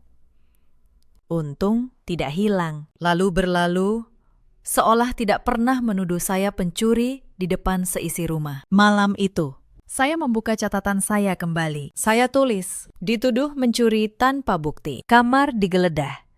Tidak ada permintaan maaf. Sesuatu di dalam dada saya yang dulunya luka, kini berubah menjadi baja. Suatu malam, saya tak sengaja mendengar percakapan dari balik pintu kamar Bu Sukesi. Bu, Fania butuh modal usaha. Bagaimana kalau rumah ini kita jual saja? Harganya pasti miliaran, kata Fania. Sabar, jawab Bu Sukesi. Sertifikatnya masih disimpan rapi di lemari ibu. Tinggal kita urus baliknya ke nama Damar. Setelah itu, perempuan kampung itu kita usir. Beres. Saya berdiri di balik pintu, menahan napas. Jadi, itu rencana mereka. Menjual rumah yang bukan milik mereka. Mengusir saya dari rumah yang justru milik saya. Saya kembali ke kamar dengan tenang. Saya tidak marah. Saya hanya membuka laptop dan mulai menyusun sebuah rencana yang sudah lama saya tunda. Tapi malam itu mereka tidak tahu. Perempuan yang mereka sebut kampungan sedang membuka berkas hukum yang akan meruntuhkan istana hayalan mereka. Lebaran tahun itu menjadi ujian terakhir kesabaran saya. Bu Sukesi mengundang seluruh keluarga besar untuk menginap. Hampir 20 orang memenuhi rumah selama 10 hari. Dan semua beban menjamu mereka jatuh ke pundak saya. Saya memasak untuk 20 orang setiap hari. Opor, rendang, ketupat. Saya mencuci tumpukan piring tanpa henti. Saya membersihkan rumah dari pagi hingga larut malam. Sementara Fania sibuk berfoto dengan baju baru. Dan Bu Sukesi duduk memamerkan menantunya yang rajin. Lihat. Untung ada menantu, katanya pada para kerabat. Tidak perlu repot bayar catering. Salah seorang bibi yang tampak lebih berhati nurani berbisik pada saya di dapur. Kamu kuat sekali, nak. Kalau bibi jadi kamu, sudah lama bibi pergi. Saya hanya tersenyum. Tidak apa-apa, Bu. Semua ada waktunya. Di hari terakhir Lebaran, ketika para tamu pulang, Bu Sukesi memeriksa dapur dan menemukan satu toples kue yang hampir habis. Kamu ini bagaimana? Tamu belum semua pulang. Kue sudah habis. Dasar tidak becus mengatur. Pantas keluargamu miskin. Mengatur saja tidak bisa. Itu adalah penghinaan terhadap keluarga saya. Terhadap ayah dan ibu saya yang sudah tiada. Dan di titik itu, sesuatu di dalam diri saya yang terakhir. Akhirnya, patah. Saya tidak menjawab. Saya hanya meletakkan lap di meja. Masuk ke kamar. Dan membuka brankas. Saya menatap sertifikat itu. Lalu saya mengambil ponsel dan mengetik pesan kepada Pak Gunawan. Saatnya kita bicara. Pakistan. Keesokan paginya, Bu Sukesi melangkah lebih jauh. Ia masuk ke kamar saya tanpa mengetuk, sambil membawa selembar kertas dan pulpen. Tanda tangani ini, katanya datar. Saya melihat kertas itu. Sebuah surat pernyataan. Isinya, Saya mengakui bahwa saya tidak memiliki hak apapun atas rumah ini dan bersedia pergi kapan saja jika diminta keluarga. untuk apa ini? Bu, Tanya saya pelan. supaya jelas, supaya kamu tahu posisimu. Kamu cuma menumpang. Tanda tangani. Atau ibu suruh Damar menceraikanmu hari ini juga. Saya menatap surat itu lama. Lalu saya menatap wajah busuk kesih yang penuh kemenangan. Dan untuk pertama kalinya dalam 4 tahun, saya tersenyum dengan tulus. Baik. Bu, kata saya. Tapi izinkan saya membacanya dulu dengan teliti. Saya kan notaris. Sayang kalau salah tanda tangan. Busuk kesih mendengus. Cepat. Jangan banyak gaya. Saya mengambil pulpen. Saya pura-pura membaca. Lalu saya menandatangani kertas itu di bagian bawah. Busuk kesih merebut kertas itu dengan wajah berseri. Ia merasa baru saja memenangkan segalanya. Ia tidak tahu, surat pernyataan itu sama sekali tidak punya kekuatan hukum di hadapan sertifikat asli atas nama saya. Tanda tangan saya di kertas kosong itu tidak berarti apa-apa. Tapi tindakan busuk kesih memaksa saya menandatanganinya di bawah ancaman. Justru menambah satu bukti lagi dalam berkas yang sedang saya kumpulkan. Pemaksaan, ancaman, intimidasi, semua tercatat karena malam sebelumnya saya sudah memasang perekam suara kecil di ruang keluarga dan di kamar saya. Bukan untuk menjebak, tapi untuk melindungi diri. Dan rekaman itu kini menjadi emas. Minggu berikutnya, tekanan memuncak. Bu Sukesi mengumumkan di meja makan bahwa keluarga besar akan berkumpul akhir pekan ini. Paman, bibi, sepupu Damar, semua diundang. Kita akan bicarakan soal rumah, katanya. Sertifikat akan dibalik nama ke Damar. Dan kamu, ia menunjuk saya dengan sendok, akan menandatangani semua dokumen pelepasan. Setelah itu, terserah kamu mau kemana. Pulang ke kampungmu juga boleh. Fania tertawa. Damar diam, Menunduk pada piringnya. saya meletakkan garpu dengan tenang. Baik, Bu. Saya akan siapkan dokumennya sendiri. Saya kan notaris, biar resmi dan tidak ada yang bisa menggugat. Mata Bu Sukesi berbinar. Nah, begitu dong. Akhirnya kamu tahu diri juga. Saya mengangguk sopan, lalu naik ke kamar. Di kamar, saya menelpon 2 orang. Yang pertama, Pak Gunawan, pengacara senior, sahabat almarhum kakek saya, orang yang saya percaya sepenuhnya. Pak Gunawan, saya butuh bantuan Bapak akhir pekan ini. Bawa salinan sertifikat asli, berkas pembayaran, dan satu hal lagi, surat somasi. Yang kedua, Mbak Sari, pembantu lama yang dulu dipecat. Perempuan jujur yang menjadi saksi atas semua perlakuan keluarga itu pada saya. Mbak Sari, hari Sabtu nanti, saya butuh Mbak datang sebagai saksi. Saya menutup telepon. Saya menatap brankas di sudut kamar. 4 tahun saya menunggu. 4 tahun saya menyimpan kebenaran ini seperti orang menyimpan bara dalam genggaman. Sekarang, waktunya membakar. Tapi mereka tidak tahu, akhir pekan yang mereka rancang untuk mengusir saya justru akan menjadi akhir pekan ketika mereka kehilangan segalanya. Hari Sabtu tiba. Ruang tamu rumah dipenuhi keluarga besar. Paman, bibi, sepupu. Belasan orang duduk mengelilingi meja besar. Di tengah meja, Bu Sukesi meletakkan fotokopi sertifikat lama. Bangga seperti memamerkan mahkota. Hari ini, kata Bu Sukesi dengan suara lantang, kita selesaikan urusan rumah ini. Sertifikat warisan keluarga akan dibalik nama ke Damar, anak sulung kami, dan menantu kami yang dari kampung itu akan menandatangani surat pelepasan haknya. Para kerabat mengangguk. Beberapa menatap saya dengan pandangan merendahkan. Saya duduk di ujung meja, tenang, dengan sebuah map tebal di pangkuan. Sekarang, Arini, Bu Sukesi menatap saya tajam. Mana dokumen yang kamu siapkan? Cepat tanda tangani. Saya berdiri perlahan. Sebelum saya tanda tangani apapun, kata saya. Suara saya jernih memenuhi ruangan. Izinkan saya bertanya satu hal kepada ibu. Sertifikat yang ibu pamerkan di meja itu, apakah ibu yakin itu asli? Ruangan hening sejenak. Tentu saja asli, bentak Bu Sukesi. Ini sertifikat rumah keluarga kami. Saya membuka map saya. Saya mengeluarkan sebuah dokumen berhologram, lalu meletakkannya di tengah meja, tepat di sebelah fotokopi milik Bu Sukesih. Ini, kata saya, adalah sertifikat hak milik asli rumah ini, dikeluarkan oleh Badan Pertanahan Nasional. Berhologram.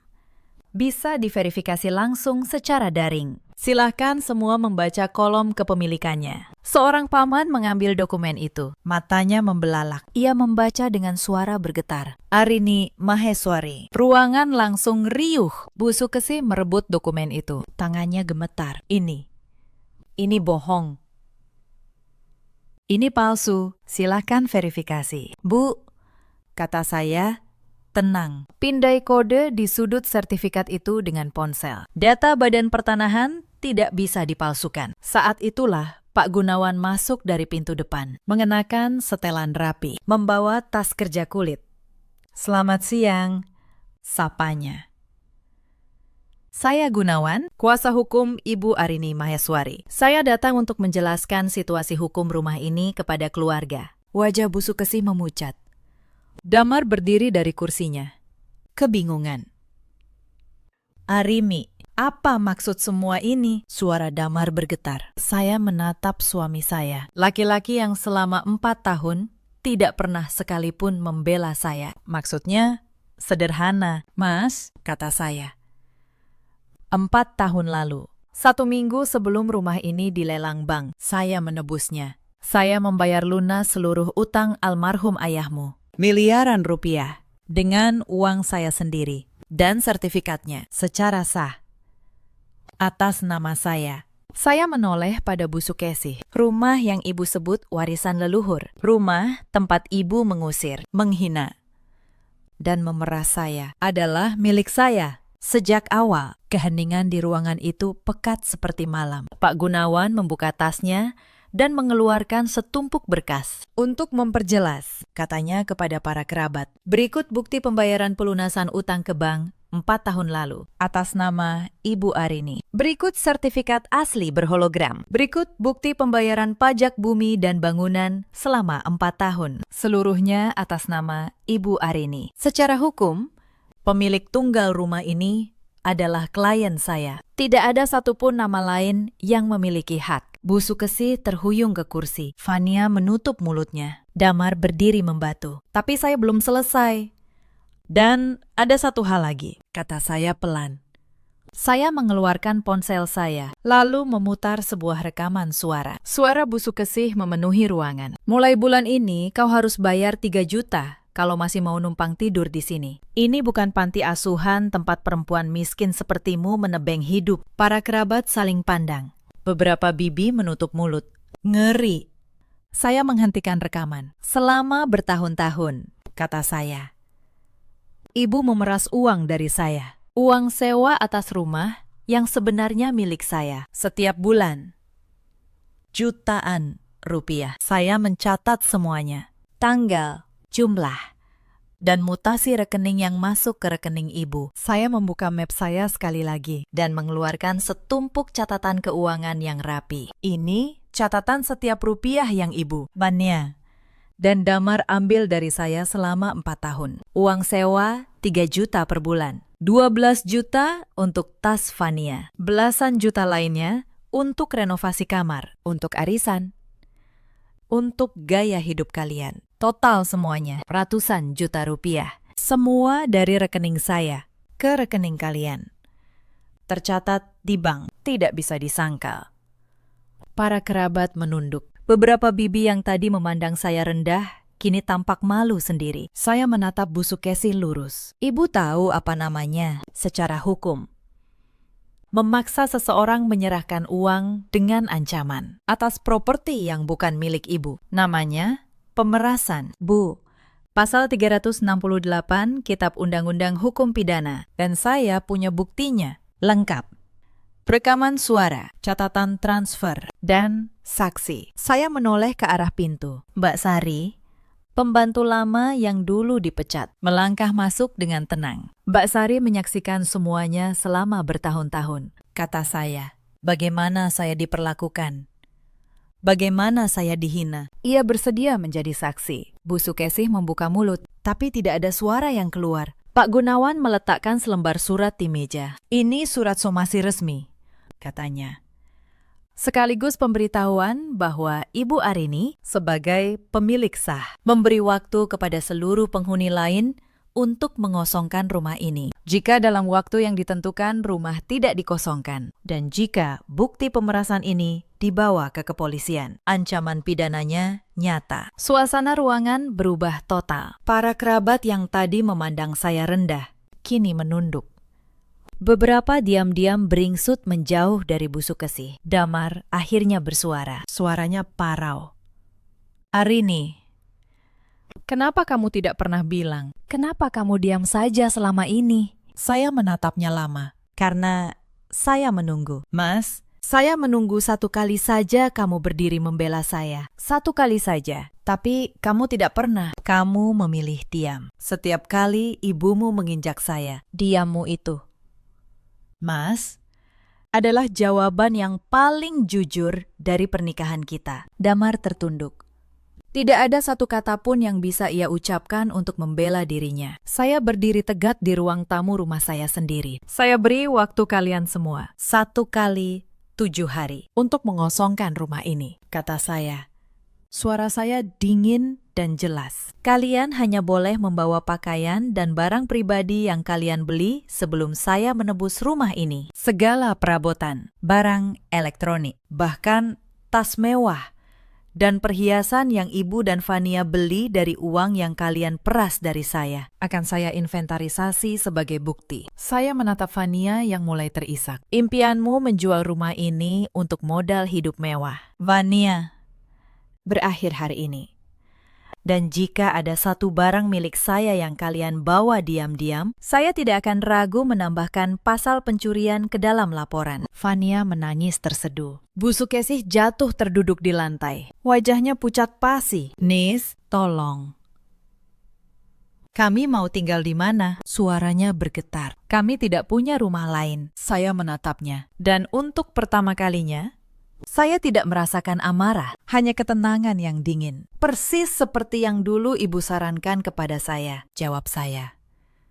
3 bulan lalu, ketika Ibu bilang kalau saya tidak suka, saya boleh tidur di kolong jembatan. Sekarang Ibu tahu rasanya berdiri di posisi orang yang Ibu hina. Saya membalikkan badan, mengakhiri kalimat tanpa belas kasihan. Menelanjangi kembali setiap kata kejam yang pernah mereka lemparkan kepada saya.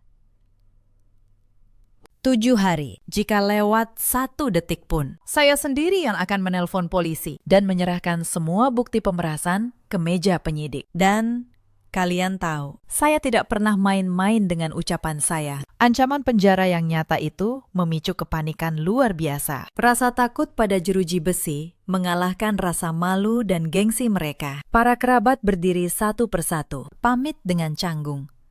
Tak sanggup lagi menatap Bu Sukesih. Dalam hitungan menit, ruang tamu yang tadi penuh penghakiman kini sunyi. 7 hari kemudian, pagi hari, pintu utama rumah itu terbuka lebar. 3 orang yang dulu merasa seperti penguasa dunia, kini berjalan terseok keluar dari pekarangan. Bu Sukesih tidak lagi mengenakan perhiasan emasnya. Fania hanya membawa sebuah tas dengan beberapa lembar pakaian. Damar memanggul ransel tua, menunduk menahan malu dari tatapan tetangga yang mulai keluar rumah karena penasaran. Saya berdiri tegak di ambang pintu rumah saya. Saya menatap kepergian mereka dengan ketenangan yang melegakan. Angin pagi berembus segar, menyapu bersih sisa-sisa kepahitan dari dalam rumah. Begitu langkah terakhir, mereka melewati pagar besi. Saya mendorong pintu kayu jati yang kokoh itu dan menguncinya dari dalam dengan satu bunyi klik yang mantap. 4 tahun penantian saya telah selesai. Saya akhirnya merdeka. Saya melangkah ke dapur.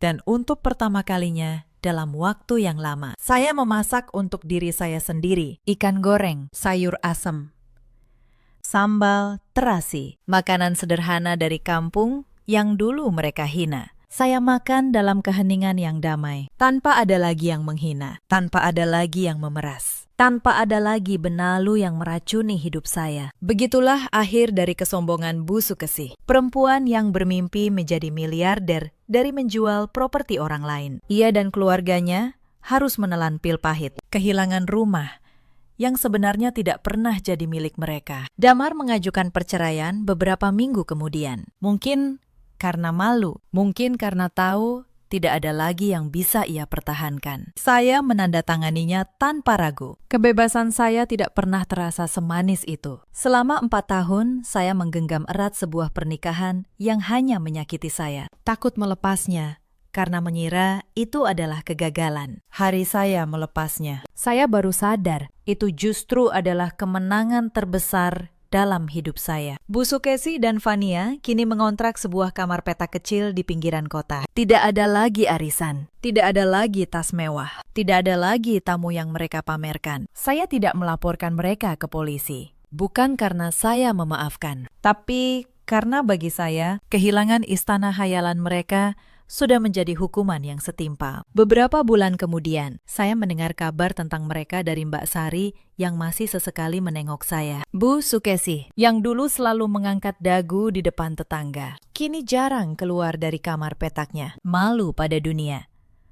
Vanya, yang dulu hidup dari kafe ke kafe, kini bekerja sebagai pelayan di sebuah restoran kecil, merasakan sendiri bagaimana rasanya melayani orang lain. Dan Damar kabarnya hidup berpindah-pindah kontrakan, terjebak dalam penyesalan yang datang terlambat. Saya tidak merasa senang mendengarnya, tapi saya juga tidak merasa bersalah. Setiap orang menuai apa yang mereka tanam. Itu hukum yang lebih tua dari hukum manapun. Rumah di Pondok Indah kini kembali tenang. Saya mempekerjakan Mbak Sari lagi. Kali ini dengan gaji layak dan rasa hormat. Kami sering memasak bersama di dapur, tertawa, mengisi rumah itu dengan kehangatan yang dulu tidak pernah ada. Sahabat, cerita ini mengajarkan satu hal yang sederhana. Jangan pernah menilai seseorang dari pakaiannya, dari asalnya, atau dari diamnya. Sebab, kadang orang yang paling kalian remehkan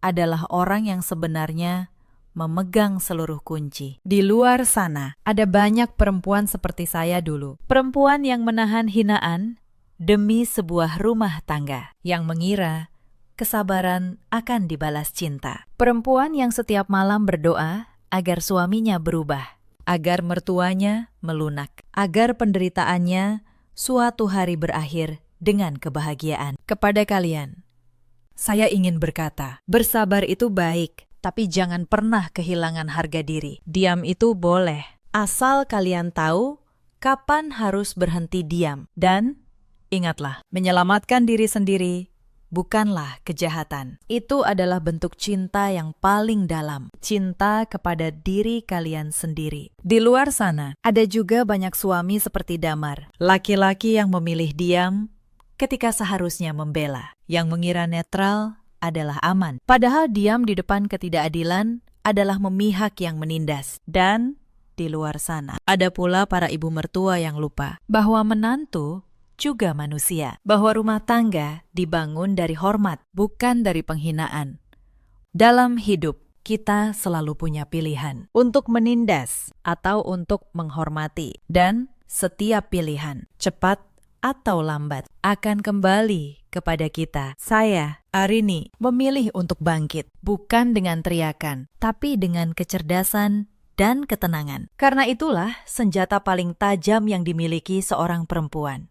Jika kalian merasa kisah ini menyentuh hati atau membuat kalian belajar sesuatu, ceritakan pengalaman kalian di kolom komentar. Jangan lupa tekan suka berlangganan. Dan bagikan kisah ini kepada orang-orang yang kalian sayangi. Terima kasih sudah menemani sampai akhir. Jaga diri kalian, hargai diri kalian, dan sampai jumpa di kisah berikutnya.